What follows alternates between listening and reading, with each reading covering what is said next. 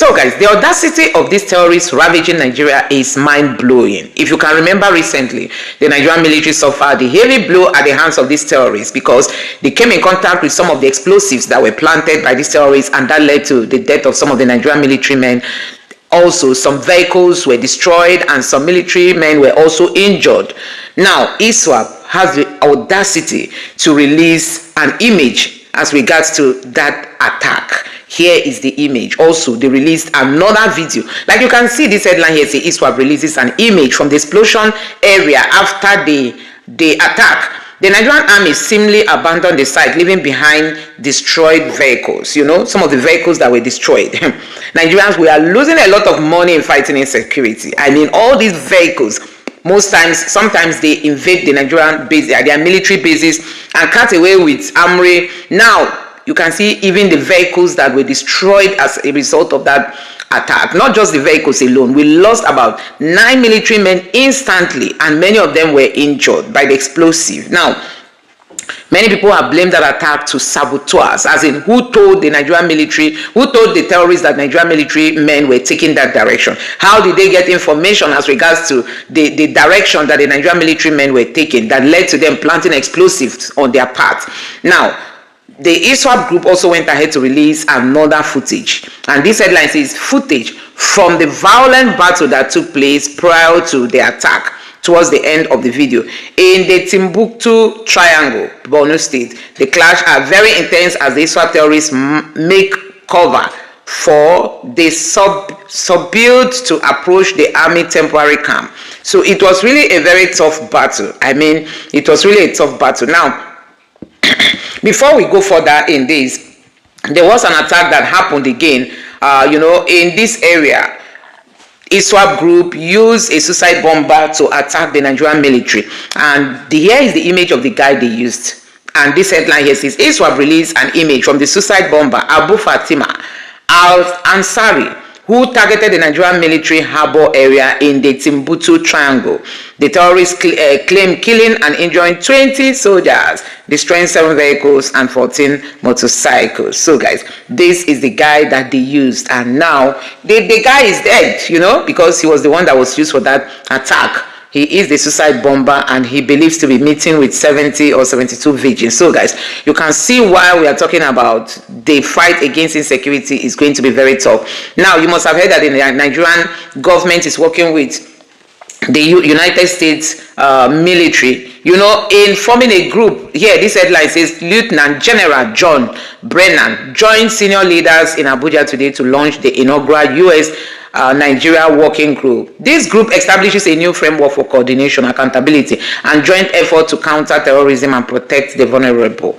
So the Tinubu's government says they want to form a working group with the United States. So guys, no matter what is being formed, we need to get rid of sympathizers of these terrorists at all levels. I think that's just my own. Now, this other headline says Nigerian President Tinubu approved the creation of U.S.-Nigeria Joint Working Group, a framework for strengthening and boosting military cooperation with the U.S. in counter-terrorism action in Nigeria, focusing on the fastest growing threats in the country. So this is all a welcome development, but the question is, can we achieve anything with Nigeria having sympathizers of these terrorists occupying key positions? That is the case. Now, this other headline here says Iswap jazz terrorists ambush a patrol of the Nigerian army near Ngoshe today, close to the Mandara mountain in the northeast Nigeria. 10 terrorists were reportedly killed and several motorcycles captured by the troops, while 3 soldiers and 2 TJTF militia men were killed. So guys, we keep losing our military men at the hands of these terrorists. It is so heartbreaking. Now, this one says the Nigerian army clashed with suspected IS, that is IIC's Sahel Lukarawa insurgent today in Isa local government, Sokoto State in northwest Nigeria. Troops killed a terrorist and captured 6 weapons, including seemingly 2 Turkish-made SAR 308, likely smuggled from Sudan. So guys, really the Nigerian military is really sacrificing a lot in fighting this insecurity. But see, the painful part is that these terrorists will one day be granted pardon, will one day be granted amnesty, will one day be given taxpayers' money. But see all the military men, some of them are dying in the battlefield. Their families will be left unattended to. I'm going to attach a video here so that you hear for yourself what some military men are going through. Some of them that have been injured at the battlefront, they don't have anybody taking care of them. So guys, I don't know what you make of all these headlines. You know, the audacity of this group is something that should worry any patriotic Nigerian. The way these terrorists are, you know, daring. Okay, now they executed some men, they executed some of the people they caught. They said these are saboteurs that are leaking their information to the Nigerian army. Can you imagine that Iswap boldly, publicly executed about 20 Nigerians? Like you can see this headline here, it's a total of 20 men were executed by Iswap in different clips. In the documentary, all of them either spies, JTF militiamen, and one local chief accused of working with the Nigerian army. So Iswap is also terrorizing those working with the Nigerian army. So it will be difficult if you are a local to even see something and say something, because they will come and pick you up. They say they have their own intelligence. So guys, it's really so sad. Iswap also has a newspaper house that publishes its newspaper. You know, they have their headlines being published in a country. Hey, and when Donald Trump said remove Sharia from the constitution, some people kicked against it. They said they don't want Sharia to be removed. Anyway, guys, let me know what you think about all this in the comment section below. Please don't forget to subscribe to the channel and turn on the bell notification for more. Now take a look. They shot me directly to my penis. The shot got my penis directly at my right buttock. That's what happened. Right now, I don't have erection. Are you married? I'm married. With children? No kids. So these are the fates of some of our soldiers. Apparently, I posted one person's story, and a fan sent 200 Canadian dollars, which is 245,000, that should share to some of the wounded soldiers. These are just 7 people here, but they are more than this. Why exactly nobody is talking about these people? I mean, they were able to do this job just to ensure that you and I are safe. Sir, can you tell the viewers what happened to you? Yes, sir. I'm in Maiduguri. I fire 122 of the artillery, so I need to fire the artillery gun. So as I fire the artillery gun, the Boko Haram, they don't already come close to us. So as I fire the artillery gun, and I fire come follow my body, all my belly here now wound. Have you been surviving? Are your family happy? They are not happy. Are you married with children? Yes, sir. Does your children recognize you? Yes, sir. Okay, so I'm going to be listening to some of their stories, but we are going to be sharing this money, 245,000 naira. It was your story that we documented, and the man reached out and sent 200 Canadian dollars. So we are going to be giving you 65,000 from this money. Then we'll give each of them 30,000 naira. This money does not represent compensation for what you've been through. It is just somebody who listened to this young man's story and felt that, okay, let's appreciate soldiers. Lucky, please help me share this money, because our plan was to go to Kaduna to go see people. You said there are so many wounded soldiers in Kaduna. There are so many wounded soldiers in 44, and many of them have critical injury. Even me, as I'm sitting down here, my own is not even critical. If you went there, you will share tears. Can you talk about what happened to you? I'm an nnamdi man on operation. They fired RPG on my healers. My healers went off. Then the RPG met me on my leg and removed my leg instantly. That is how I got my injury. By Boko Haram or from the religious extremists and other terrorists. This is amid the recent abduction of Christian worshippers in Kaduna State. Well, we have our Arise correspondent, or rather, we were going to take a report from our Arise correspondent, but we're going to delve into this discussion with Arise news analyst Mr. Dayo Shobwale, and he'll be reviewing this latest charge by the U.S. to Nigeria to do more to protect Christians. Good afternoon, Mr. Shibwale. Many thanks for being here. Good afternoon. It's a pleasure to be here. Absolutely, it's great to have you. Now, we've seen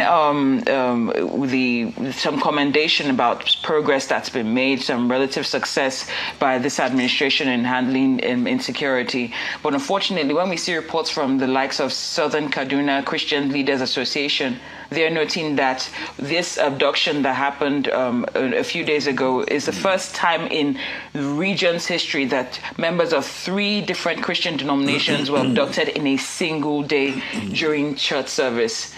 So when you pair that with the claims of Christian genocide and looking at this history that they're recording, what's your take on that?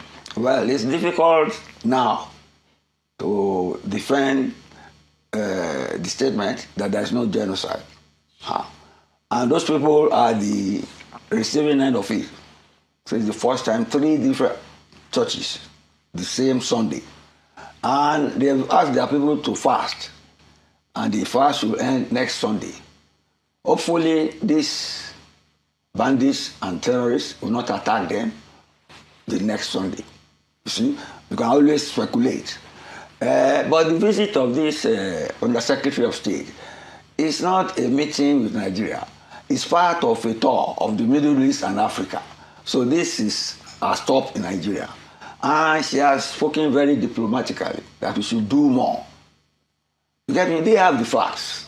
They have the facts. And the Middle Belt people and the Kaduna Christians, they are human beings. They know what they are saying. Happily, our NSA director admitted that these attacks are an assault on the government of the day. The government should resist such assault and resist it powerfully. But I can assure you, the Americans have their information. They can play diplomacy, but they know what to do. Because Trump has said there is a cultural war between Christianity and Islam. And it should end. It should end. First, beginning with whatever happens in Iran and any other places where they are killing Christians, including Nigeria. Let's leave it at that. Also, Mr. Shibwale, now let's talk about the methods that are being used by the security forces in handling, I'm not going to say, I would have said kinetic, non-kinetic, but you will come at me. Your favorite. My favorite. So let's leave it at that. Let's talk about the methods being used. We understand that the condition that's being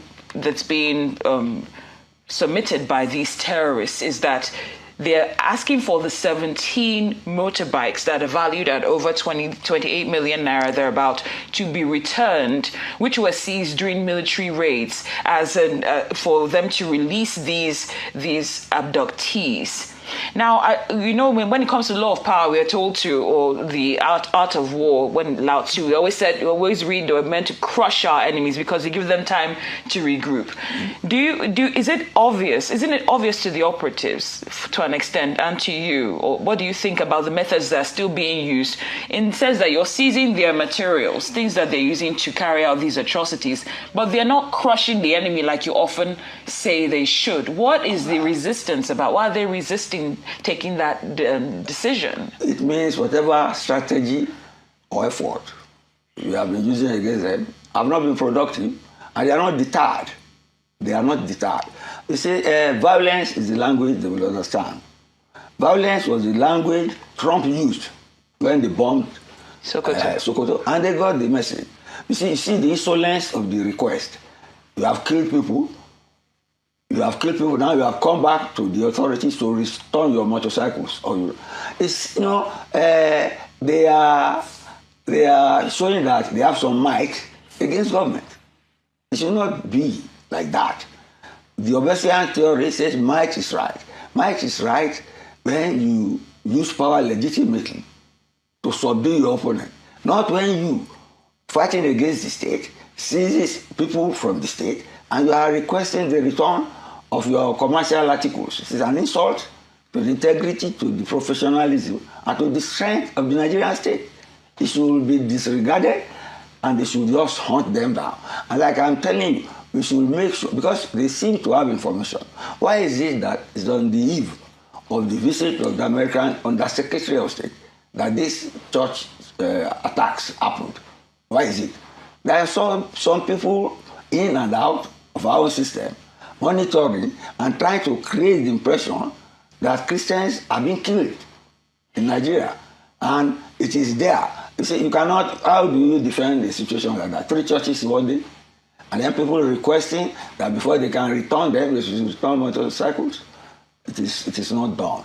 And the issue of terrorism finance, you can see what is going on all fronts. The cases with EFCC, the governor of Bauchi, the former attorney general, the finance commissioner. There are people in high places who have money and influence who are supporting this, and this government should take them on. It's not a matter of diplomacy. The American lady has come and done her own bit. She's going to the Middle East thereafter. But the people who take decisions in Washington, that is Hegseth, the Secretary of Defense, and Trump, and his Vice President. And they are ardent Christians. They are ardent Christians who, if care is not taken, will take on Nigeria on this issue. Mr. Shibali, you said you just mentioned the different people that are being investigated and might be funding or financing terrorism, and still we've not seen the kind of outcomes that will show that the relief, that the fight against quelling insecurity is really being taken on the way it should. It is being taken on, but we are not successful at it. Yes, and exactly. And what ADC is accusing, for instance, now based on what happened a few days ago, ADC is accusing Kaduna government and the police of cover-up, and the National Publicity Secretary is describing the denial as part of APC government preoccupation. These are his words: preoccupation with hiding the truth to look good. Now, are you not happy with that? No, that's a premise. So I'm saying so when you pair this denial and then you look at also the lobbying, the amount that was paid to the lobbying agency to spin the narrative about efforts being made by the government, are you concerned that this administration is more concerned about optics, the look of doing what it should be doing as opposed to doing what it should be doing? Yes. You see, what government is doing, it's not a cover-up. You get me? It cannot admit failure of insecurity. And people have been saying the opposition is weaponizing insecurity against government. The opposition is in a position to say that and to bring evidence to support that claim. As for the government lobbying, I've said it here before, that you will send lobbyists to Washington, you get me, before they enact law and appropriate us as they have done, as nations that they feel concerned about, and they have done it. They have done it. So government is trying, cannot fold its hand. It must do some public relations. Government can never, ever admit failure, or else it will be treated like Somalia. You heard what Trump is saying about Somalia, what is happening in Mississippi, Minnesota. And there, last Sunday too, just like they are doing for Russia, the protesters intervened in the church. So the way I see it is a cultural war. It's a cultural war, and it's a clash of civilizations. But we should not get immersed in it for inadequacy or inefficiency on our part to protect the Christian population, which they are categorized as vulnerable. Government should act against that. Yes. Absolutely. Yes. Thank you so much, rising journalist Mr. Shibali. See, we didn't fight today. Of course. We didn't fight today. We'll fight on Monday. We are both Christians now. True. Thank you so much. Christmas Day, if my memory serves me right, President of America, Donald Trump, ordered airstrikes in Sokoto, against the bandits, terrorists, and all of that. And he said that's not the last, that's not the end. That more, if this spate of killings, senseless, heinous killings continue, there will be more. What's your take on that? It's unfortunate how are the mighty falling in the midst of battle. Afghanistan was theater of war now for almost 30 years. Then Syria. Nigeria become a theater of war. Once you don't put your house in order now, you invite outsiders to come and pop your nose. If you are calling with your wife and you shout to the street Neighbors will have to come to intervene to say, don't kill yourself. So it's unfortunate we found ourselves in this junction where we were appealing to be a Security Council seat holder. Now we are under the jackboot of Donald Trump. Quite unfortunate. The main problem, again, is that we are not solving it. Since 1960s, that I can remember very well, the North believes Western education is of no use. They were breeding Amajiris. People don't go to school, they don't learn anything. About 20 million out of school. Anybody between the age of 15 and 40 now in the North have not been to school. They are not mechanics, they are not bricklayers, they are not anything artisan. All they do is to sell a little sweet and a little suya. So the pool from which you can draw bandits is unlimited. 50, 60 million, 70 million people between the age of 20 and 50 in the North are available to be carrying AK-47. And the religion of Islam is even positive, but somebody dies.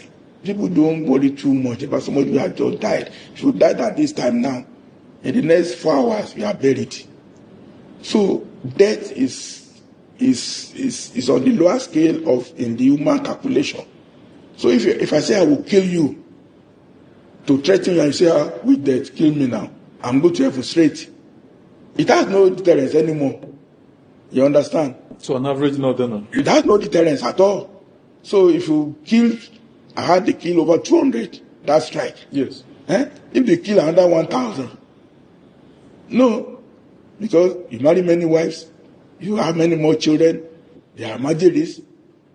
Even your cows, have you ever thought about it? You have cows. You just want the cows to eat free from nature. You don't want to grow grass. You don't want to invest in the business. And you're selling a cow for 1 million naira. And the cow just go and eat somebody's crop anyhow. So that mentality has to change. The leaders of the North have to and there are no sign. Many of my colleagues in the North, they are still defending that is their way of life. Cows can eat anything it wants. But you are selling the cow.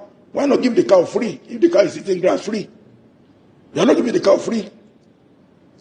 But the cow is still somebody's investment. It's cheating mentally. I don't think anybody has really thought about it that way. If you give the cow free as charity, then your cows can eat grass free then. Is it not true? But you are eating grass free and you're selling cows at close to 1 million naira a piece. You are cheating nature, you are cheating society. So the problem of banditry, Trump, we're just going to be like Afghanistan. Russia has spent 20 years in Afghanistan. They withdrew. America is there. They withdrew. CIA, Mossad, KGB, they are still operating in Afghanistan. The same thing in Afad said Syria. Iran is coming to the world, is just unraveling. And it's so unfortunate that Nigeria will now be a theater for experimental statecraft in the world. It's so sad. As a rider to this, this insecurity, because one of the major causes of it, you touched on it, is this issue of free, roaming of cattle, the movement of pastoralists, that we're not even sure maybe 10-20% of them are Nigerians. The majority of them, allegedly, are from our neighboring West African sub-region, So, the present administration of Bola Ahmed Tinubu created the Ministry of Livestock to assuage the feelings, the perceived grievances of the Fulani ethnic nationality. Some were not in support, but some counter-argued that, okay, if that is what is going to cause, these killings to abate drastically, so be it. Now, having created the ministry, why has the president not proclaimed a national ban on open grazing of cattle? Recently, towards the end of last year, they came out and said, okay, it's been banned. Then quickly, they flip and said, no, it's not been banned. Is the president beholden? I mean, I thought the president has guts, he's bold, he can take any decision. Why can't we have a ban on open grazing of cattle? I was for 8 years the most senior person technically in Nigerian agriculture as Director of Planning, NALDA, National Agric Land Authority. Nigeria does not know what agriculture is. The ministry is just marooned. It's agri-business, not farming. We are still farming.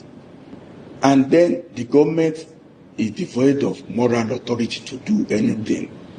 They can declare anything, but you cannot. Nigeria is big. You can't just shout in the villa. Somebody will hear in Nguru. See how many people died in Katsina recently now. On rickety boat. We need to break Nigeria down into small elements so that people can take charge of their lives. Missing us together, you don't make another. The second day, you make another. They declare emergency now, security. What does that mean now? We just mouth things. We're not serious about anything. They imported 2,000 tractors about a year ago. Have you heard about it? They said they imported tractors. Where are the drivers? Where are the farm? Where is the crops? Nothing. We just run government by announcement. And then announcement. And then announcement. The civil service is no longer alive at all. Civil service is supposed to be a vehicle to implement one policy. But civil service is no longer alive. Civil service is dying, if it's not dead.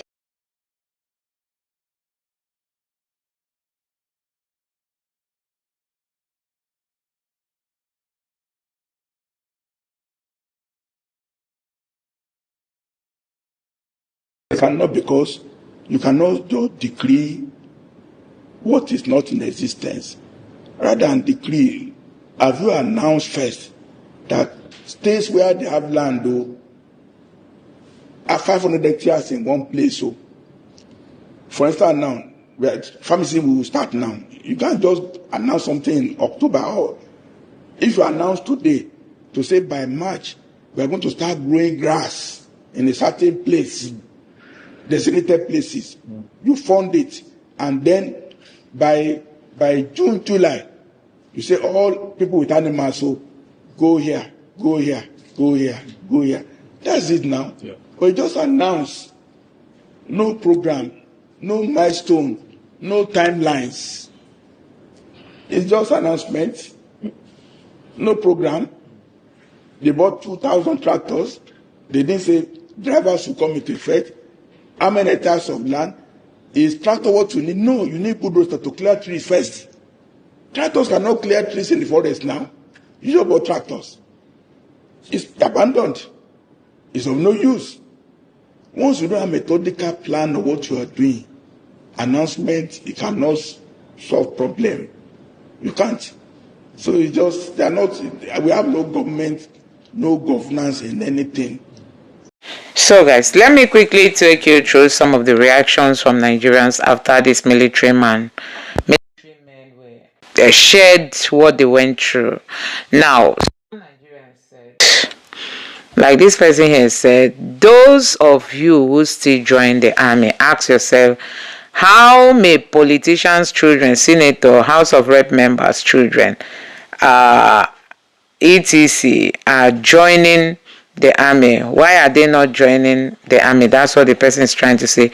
Foolish man is still calling an organization that poses RPG a bandit. Fucking clown. You deserve what you got. Terrorist is a fucking terrorist, my brother. Terrorist.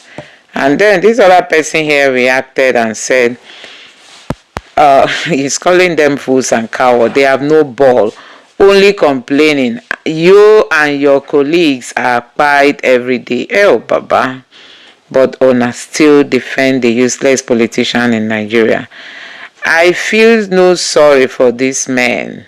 They only brutalize innocent, harmless Nigeria. Make Ona go after the politicians. When Ona meets the plan coup in order to better the country, Ona they use uniform oppress powerless civilians. Fast forward, today you are helpless and want sympathy from the same ones that you oppress. No, they never protected any of us, okay?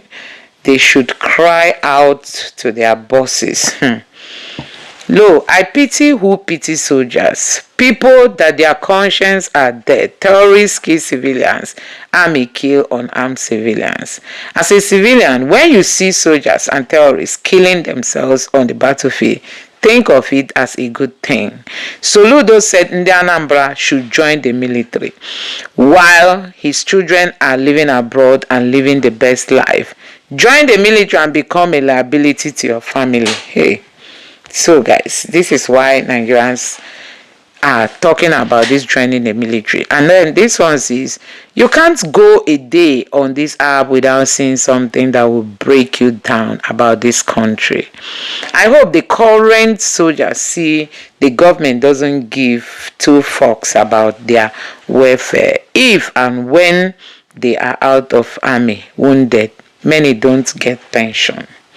So guys, I don't even know what is making people to join the Nigerian military, because as it stands now, if any of my immediate family member ever mention their intention to join any uniform service in Nigeria, I will slap the intention out of them.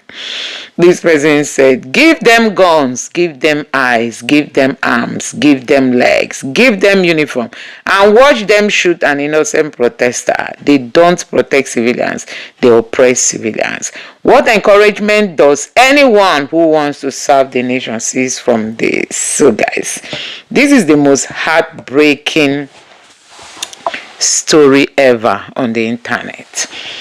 And then this person said, sadness and sorrow. By their profession, we can say why it happened, but why were they left this way? The most effective way to help them is to guide them to get their PVC and vote wisely, while remembering they were part of keeping Nigeria in the current state. No pity. Hey, Nigerians are going tough. When we talk about a leader that has empathy, it will just sound like politics. I don't know Peter Obi. I have never met him. Not sure I ever will. I live in the US and absolutely have nothing to gain as an Igbo man. But the love of God can we see? But for the love of God, can we please work towards, okay? Can we please work towards getting a human being with conscience into leadership? There's too much to be done. It first starts with having concerned human beings with conscience. I mean, listening to these people's story is a nightmare. I mean, you might not be able to sleep. Hearing somebody saying his penis, his private part, was affected because of the bullet that came from terrorists. And still, they don't get any care after leaving the military. That is the worst thing. You know, that's the worst thing that can happen to anybody. This man said, by your thing of joining the Nigerian military, if you are thinking of joining the Nigerian military, watch this. And another person, I don't feel pity for them. They are the instrument politicians used to oppress us. Instead of supporting the people, they support the government that ended up abandoning them. So guys, these are the realities of Nigerians at the hands of the government. This time, when they are serving, they are dying at the hands of terrorists. And when they leave office, when they leave government or they leave military, they will be dying at the hands of the government. No pension, no care, no welfare, nothing. So guys, I think joining the military now should be one of the worst things Nigerians should ever think. Nigerians are rejecting joining the military because of some of the examples you see from our leaders. Anyway, guys, I don't know what you make of this. Let me know your honest reaction in the comment section below. Please don't forget to subscribe to the channel and turn on the bell notification for more. Thank you.